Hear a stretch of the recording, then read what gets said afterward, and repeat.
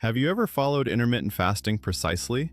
Skipping breakfast, waiting until noon to eat, enduring hunger with just black coffee, only to see the scale barely budge? You've likely heard that fasting burns fat, sharpens your mind, and even rejuvenates cells, but instead, you just feel exhausted and frustrated. If this resonates with you, there's a vital truth most people overlook. The issue isn't merely the duration of your fast, it's the timing. Your body doesn't operate haphazardly. It runs on a highly accurate internal clock that dictates when fat burning becomes efficient, when deep cellular repair begins, and when growth hormone levels rise to preserve muscle mass. If you fast against this biological rhythm, your efforts might be well-intentioned but poorly timed. In today's discussion, we're moving beyond generic advice like just eat less or fasting works for everyone. Instead, we'll embark on a detailed hour-by-hour exploration of your body to reveal exactly when fat is released, when autophagy truly activates, and why eating earlier in the day might be far more significant than you realize. Stick with us until the end, as the final segment could completely transform your approach to fasting. And if you value clear, science-based explanations devoid of hype or extremes, please subscribe now to stay updated on future content. Many individuals begin fasting with a common misconception: that simply abstaining from food for long enough will inevitably lead to fat loss. They skip breakfast, delay their first meal until midday, and push through hunger with black coffee or water. Yet, after days, weeks, or even months, the outcome is disappointingly familiar. The scale barely moves, energy levels are low, and the promised mental clarity never materializes. Eventually, doubts surface. Is my discipline inadequate? Is my metabolism dysfunctional? Or is fasting simply not suitable for my body? The reality is, in most cases, you're not doing it incorrectly.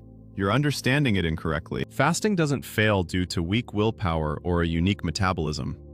It fails because your body never truly enters fat-burning mode. Even if you feel hungry, hunger is not synonymous with fat burning.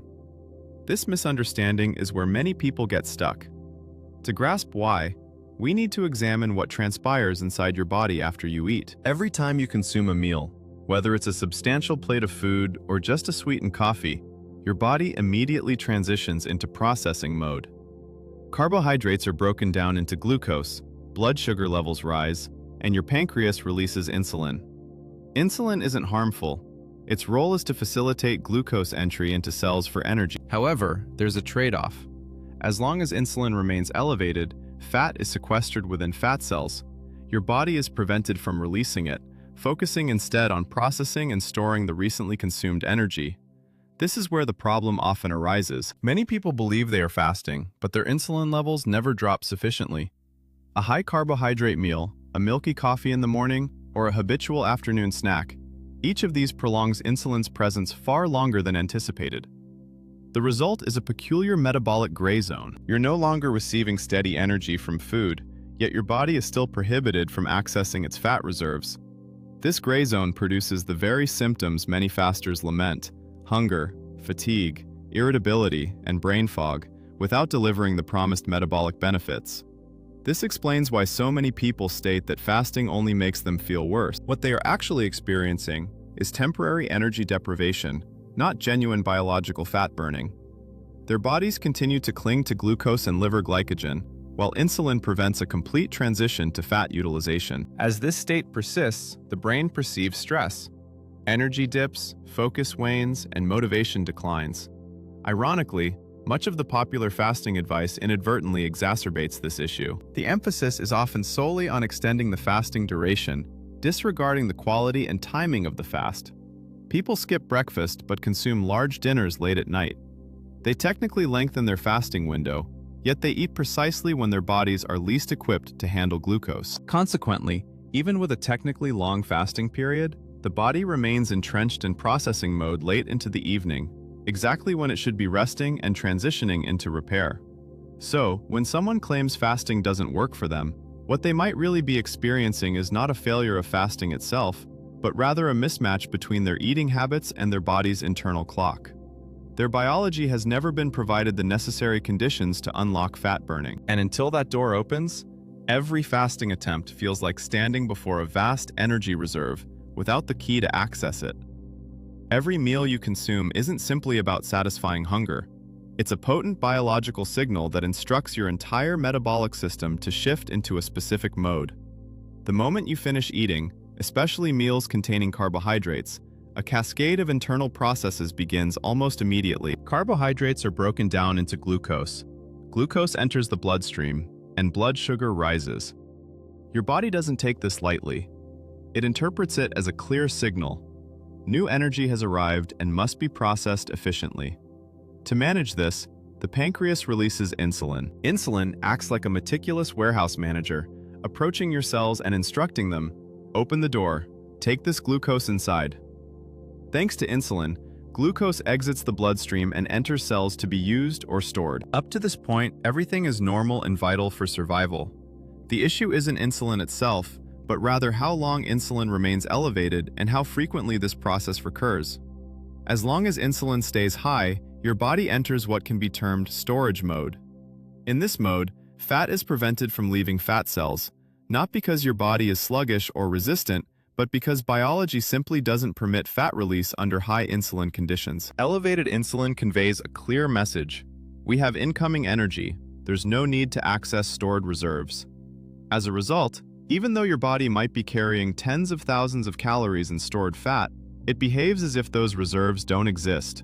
This processing phase typically lasts about 4 to 6 hours after a meal. However, this is an average under ideal circumstances. In modern life, many habits extend this window far beyond what people realize.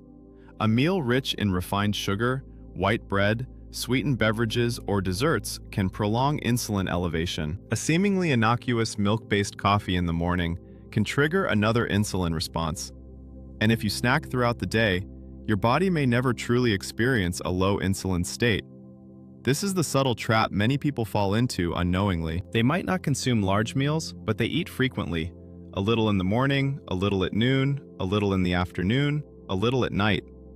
Each time insulin is reactivated, each time the metabolic clock resets to processing mode, the body becomes akin to a factory that never closes for maintenance.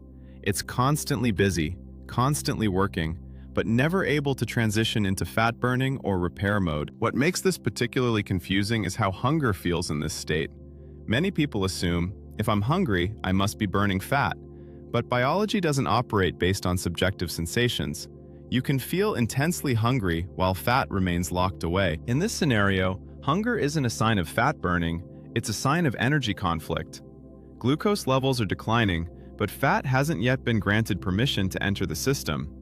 This conflict produces fatigue, irritability, and brain fog. The brain is especially sensitive because it relies on a steady fuel supply. When glucose is dropping but ketones aren't yet available, the brain enters an uncomfortable intermediate state.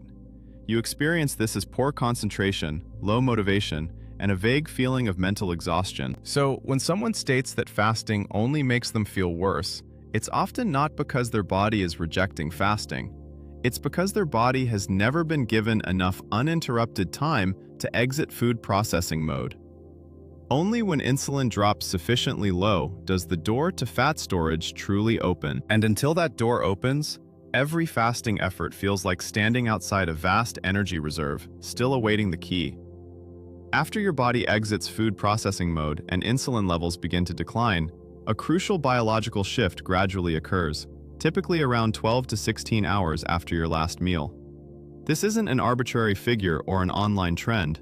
It reflects the natural hierarchy of energy utilization that the human body has developed over hundreds of thousands of years. During the initial phase of fasting, your body primarily relies on liver glycogen, the short-term storage form of glucose. The adult liver typically stores about 100 to 120 grams of glycogen, enough to fuel the brain and essential organs for a limited period. As fasting continues, this glycogen reserve steadily depletes. Eventually, the body confronts a clear biological question: where will the next energy source come from? The answer is stored fat, but only under the correct hormonal conditions. Fat can be released only when insulin levels drop low enough. This is the pivotal turning point. When insulin no longer acts as a gatekeeper, fat cells receive the signal to unlock their reserves. Fatty acids are then released into the bloodstream, transported to the liver, where a new metabolic pathway commences. The liver converts these fatty acids into ketones. Ketones are not an emergency fuel, as many people mistakenly believe. They are a clean, stable, and highly efficient energy source, particularly for the brain. In many instances, ketones provide a more consistent fuel supply than glucose, as they don't produce sharp energy fluctuations. The metabolic switch, representing the genuine transition point of fasting, occurs the moment your body primarily shifts from burning glucose to utilizing fat and ketones for fuel. It's vital to recognize that hunger is not a reliable indicator of this change. Many individuals feel hungry long before this switch takes place. Conversely, some people surpass the 146-hour mark and begin to experience a sense of lightness, calmness, and enhanced mental clarity. This clarity signals that the brain has found a new stable energy source. Once ketones start supplying the nervous system, stress signals associated with energy scarcity subside. Simultaneously, another hormone, growth hormone, GH, quietly increases. Its role in fasting is often misunderstood. Many worry that abstaining from food will cause the body to break down muscle for energy, but human biology operates far more strategically. Elevated GH sends two potent signals: to increase fat mobilization and to protect lean tissue. In essence, GH helps the body burn fat while preserving muscle. This constitutes an evolutionary safeguard. Losing muscle during periods of food scarcity would diminish strength, mobility, and survival capacity. Consequently, the human body developed hormonal mechanisms to preserve muscle during fasting, provided the duration remains within reasonable biological limits. This explains why individuals who fast correctly, while consuming adequate protein and engaging in appropriate movement, often maintain or even improve their lean mass. This is precisely why the 16-to-8 fasting model is effective for so many, not because it's magical, but because it's long enough to activate the metabolic switch, yet short enough to avoid excessive stress on the nervous and hormonal systems. It allows glycogen to deplete, insulin to fall, fat stores to become accessible, ketones to rise, and growth hormone to increase, all within a cycle the body can repeat daily. Understanding the 12 to 16-hour window reveals a crucial truth. Effective fasting isn't about enduring hunger for as long as possible. It's about guiding the body to the correct metabolic transition point and then allowing biology to take over. Once you've passed through the metabolic switch, fasting no longer feels like a battle against hunger. It transforms into an organized, logical, and sustainable biological state. When you extend fasting beyond the 16-hour mark, something deeper than mere fat burning begins to unfold. This is the stage where fasting transitions from a weight loss strategy into a process of cellular maintenance and renewal. Within the 16 to 24-hour window, a powerful biological mechanism called autophagy begins to significantly increase its activity. Under normal eating conditions, your body constantly receives protein from food, with amino acids flowing in to support growth and repair. However, when fasting extends, this external supply temporarily pauses. At that point, the body must make a strategic decision. Where will the necessary building blocks come from? Rather than indiscriminately breaking down muscle, human biology favors a far more efficient solution: recycling what is old, damaged, or inefficient.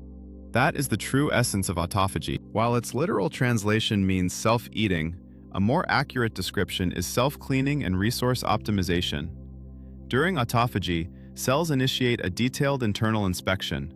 Misfolded proteins, dysfunctional mitochondria, accumulated cellular debris, and even invading bacteria or viruses are identified and targeted.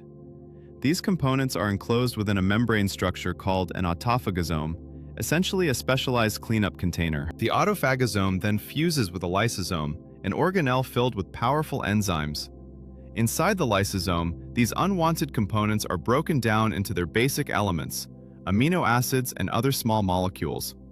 Rather than being discarded, these building blocks are reused to construct new, healthier cellular structures. This is not destruction, it is intelligent recycling. The body is doing precisely what any efficient system does when external resources are limited, reorganizing and optimizing from within. A simple analogy would be a long overdue house cleanup. Over time, unused or broken items accumulate, taking up space and reducing functionality. A deep cleaning doesn't mean tearing the house down. It means removing what no longer serves a purpose, fixing what still can, and restoring order. Autophagy is this kind of deep cleaning performed at the cellular level. This is why autophagy is closely linked to aging and chronic disease. When it functions properly, cells remain cleaner, mitochondria produce energy more efficiently, and inflammatory signals decrease. When autophagy is suppressed, often due to constant eating throughout the day and persistently elevated insulin, cellular waste accumulates over time. This buildup contributes to metabolic dysfunction, chronic inflammation, and age-related decline. It's important to understand that autophagy is not an on/off switch. It operates continuously at a baseline level. However, fasting, particularly within the 16 to 24-hour window, accelerates this cleanup process. The body receives a clear signal. External resources are paused. Clean, recycle, and optimize what's inside. This response is ancient, adaptive, and deeply ingrained in human biology. This helps explain why many people report a subtle but noticeable shift during this phase. They may feel lighter, clearer, and more internally organized. This sensation is not imaginary. It reflects a reduction in cellular noise and inefficiency. Cells begin to function with less waste and greater precision. Understanding autophagy reframes fasting entirely. It is no longer about enduring hunger to force weight loss. It becomes about giving the body the time and space it needs to maintain itself, something it simply cannot do while constantly processing food. In the 16 to 24-hour window, your body begins exactly that work, cleaning, recycling, and preparing for a healthier state at the deepest biological level. When fasting extends beyond 24 hours and approaches the 48-hour mark, the body enters a distinctly different biological state. This is no longer a transitional phase. It is a fully adapted fasted state where the body has stopped searching for external energy and has settled into an internally regulated system. And within this stability, some of the most powerful physiological changes occur. One of the most striking changes is the dramatic rise in growth hormone, GH. Research shows that after approximately 48 hours of fasting, total 24-hour growth hormone production can increase by roughly 5-fold compared to normal eating conditions. This is not accidental. Growth hormone is a survival hormone. In the absence of food, the body needs a mechanism to maximize fat burning while preserving critical tissue, especially muscle. GH does exactly that. It accelerates the release of fatty acids from fat cells, enhances fat utilization, and sends strong signals to limit muscle breakdown. This is why, contrary to common fear, extended fasting within reasonable biological limits does not automatically lead to muscle loss. From an evolutionary standpoint, indiscriminate muscle loss would be disastrous. Muscle is essential for movement, hunting, and survival. Human biology evolved to protect it. At the same time, ketone levels rise significantly and stabilize. The liver becomes efficient at converting fatty acids into ketones, and the brain begins to rely on ketones as its primary fuel source. Ketones provide energy in a smoother, more consistent way than glucose. They do not produce sharp spikes and crashes. As a result, many people report similar experiences during this phase: clearer thinking, improved focus, and a calm, steady sense of alertness without energy crashes. It is crucial to understand that this is not a placebo effect or mental illusion. From an evolutionary perspective, it makes perfect sense. Our ancestors often faced periods of food scarcity. A brain that became foggy and slow during prolonged hunger would have been a liability.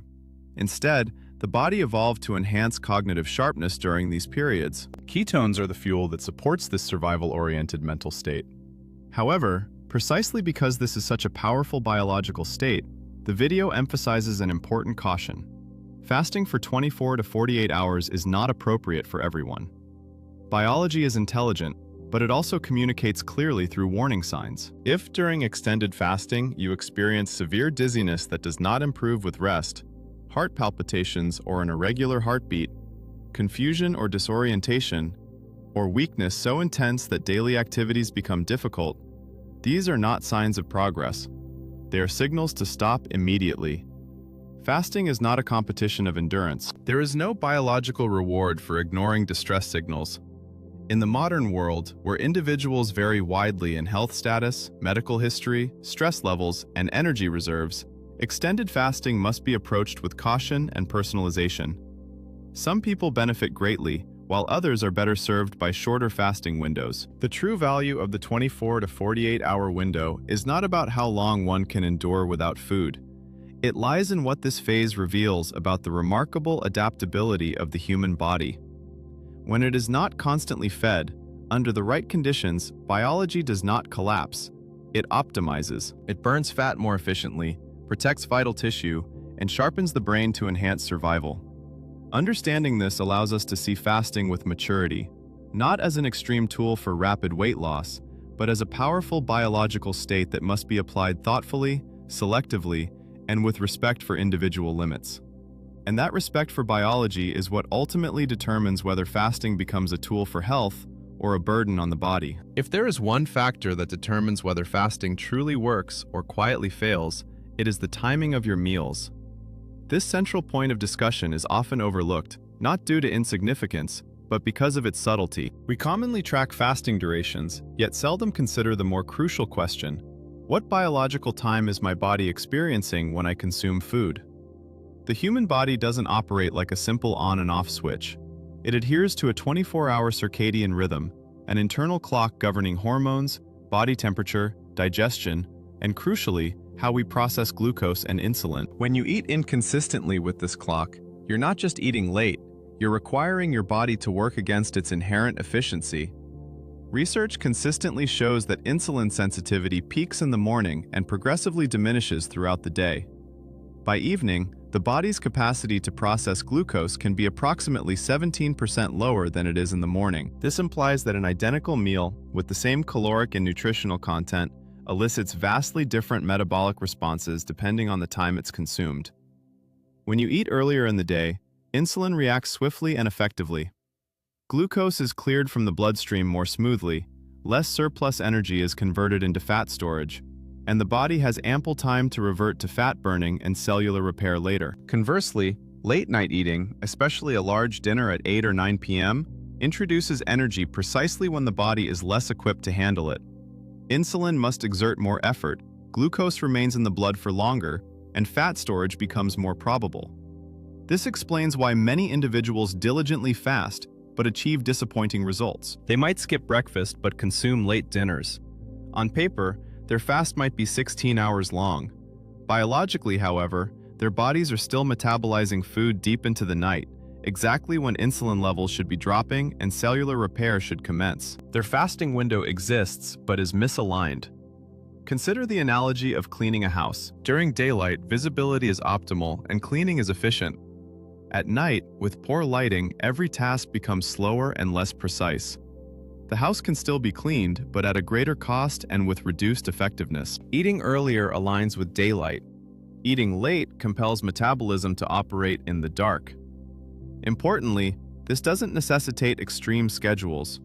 You don't need to cease eating by mid-afternoon. Simply shifting dinner earlier, from 9 p.m. to 6 o'clock or 7 o'clock p.m., can yield a significant impact. These additional evening hours enable insulin to decrease, hormones to stabilize, and the body to enter deeper repair overnight. The circadian rhythm also thrives on regularity. Eating at roughly consistent times each day helps the body anticipate food, optimize insulin sensitivity, and prepare digestive enzymes. Irregular timing, particularly variations between weekdays and weekends, disrupts the internal clock, and a disrupted clock leads to inefficient metabolism. Therefore, the critical question isn't solely about the duration of your fast, but when you eat. Fasting that respects biology doesn't punish the body, it synchronizes with it. When eating aligns with your circadian rhythm, fasting ceases to feel like a struggle and begins to feel like a natural, sustainable state. Up to this point, the biological principles might already seem logical. However, science relies not just on logic, but also on evidence. This is where several landmark studies fundamentally transformed our understanding of eating, fasting, and weight regulation. Specifically, not how much we eat, but when we eat. One of the most influential studies comes from Sachin Panda, a leading circadian rhythm scientist at the Salk Institute. His experiment was remarkably simple, yet its findings were profound. Different groups of mice were fed identical food, the same number of calories, and the same high-fat diet. There was no difference in quantity or composition. The sole variable was timing. One group had continuous access to food over a 24-hour period. The other group was restricted to eating within a concentrated window of 8 to 12 hours daily, followed by a fasting period. The outcome astonished even the researchers. The time-restricted group was leaner, metabolically healthier, and exhibited fewer signs of metabolic disease, despite consuming the same caloric intake. This directly challenged the long-held belief that calories alone determine metabolic outcomes. The findings demonstrated that when eating aligns with circadian biology, the body processes the same energy in a completely different manner. This wasn't because the mice were more disciplined, but because their biology was allowed to function as designed. Of course, mice are not humans. The crucial question was whether the same principle applied to people. That answer emerged from a meticulously controlled human study published in Cell Metabolism in 2018. Researchers recruited men with pre-diabetes, a population with clear metabolic dysfunction, and divided them into two groups under stringent dietary supervision. Both groups consumed identical foods, the same number of calories, and the same nutrient composition. The single distinguishing factor was their eating times. One group followed an early eating window from 8 a.m. to 2 p.m., 6 hours. The other ate during a conventional 12-hour window. After 5 weeks, objective measurements revealed striking results. The early eating group did not experience weight loss. However, insulin sensitivity improved by 36%. Blood pressure decreased. Markers of oxidative stress dropped significantly. All of these improvements occurred without any change in weight. This highlights a critical insight.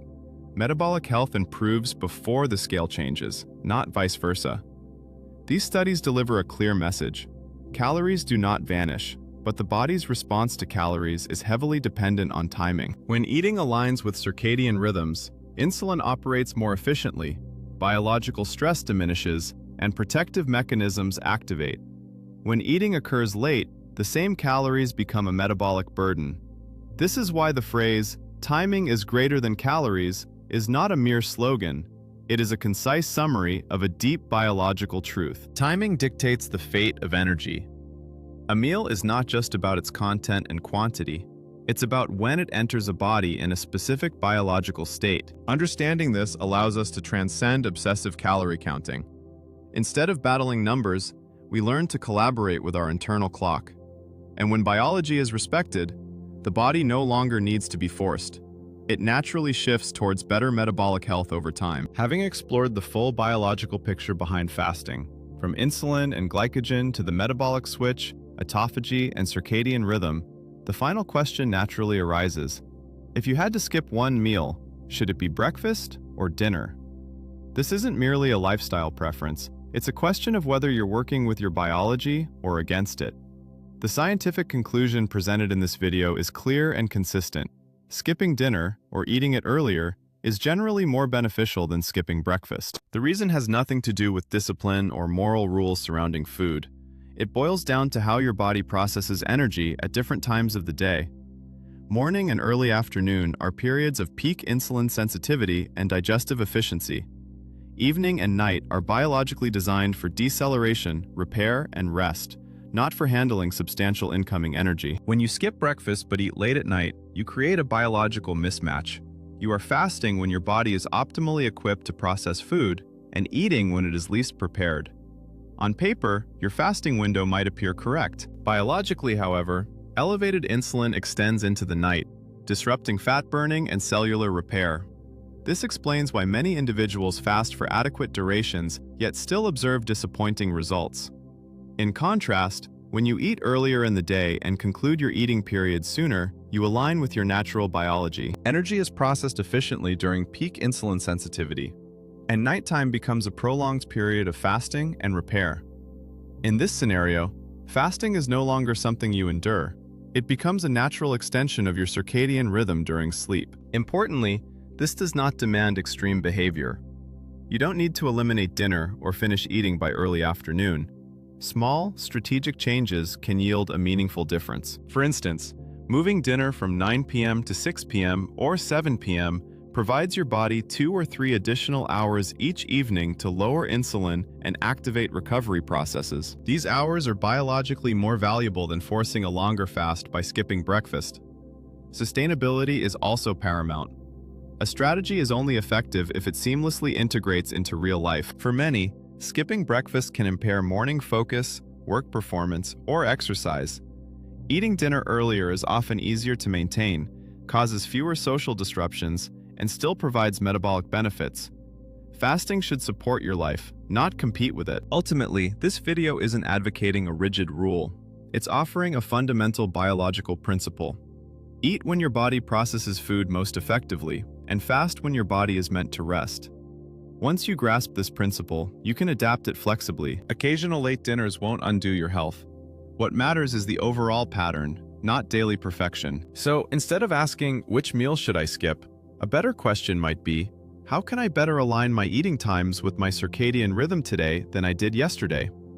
When you move in that direction, the body responds naturally, gradually, sustainably, and in harmony with its original design. If you've stayed until this moment, you've likely realized something important. The problem was never a lack of discipline. Your body isn't working against you. It has always been striving to function according to its own biology, and our job is not to compel it, but to listen and work with it. Fasting, fat loss, and metabolic health are not endurance competitions. This approach centers on recognizing and respecting your circadian rhythm, comprehending your body's authentic requirements, and affording it the necessary time and circumstances to perform its inherent functions. When you align your eating with appropriate timings, schedule your fasting judiciously, and cease to view your body as something necessitating discipline, transformative, and much more enduring changes begin to manifest. If this presentation has clarified your perception of fasting, offering a more scientific, empathetic, and pragmatic perspective, please consider subscribing to the channel and joining us for upcoming content. Here, our focus is not on pursuing fleeting trends or overstating methodologies. Instead, we aim to decipher biological processes, enabling you to cultivate lasting health without resorting to drastic measures. This video is for educational purposes only and isn't medical advice. If you have any medical conditions or take prescription medications, please talk to your doctor before making any changes.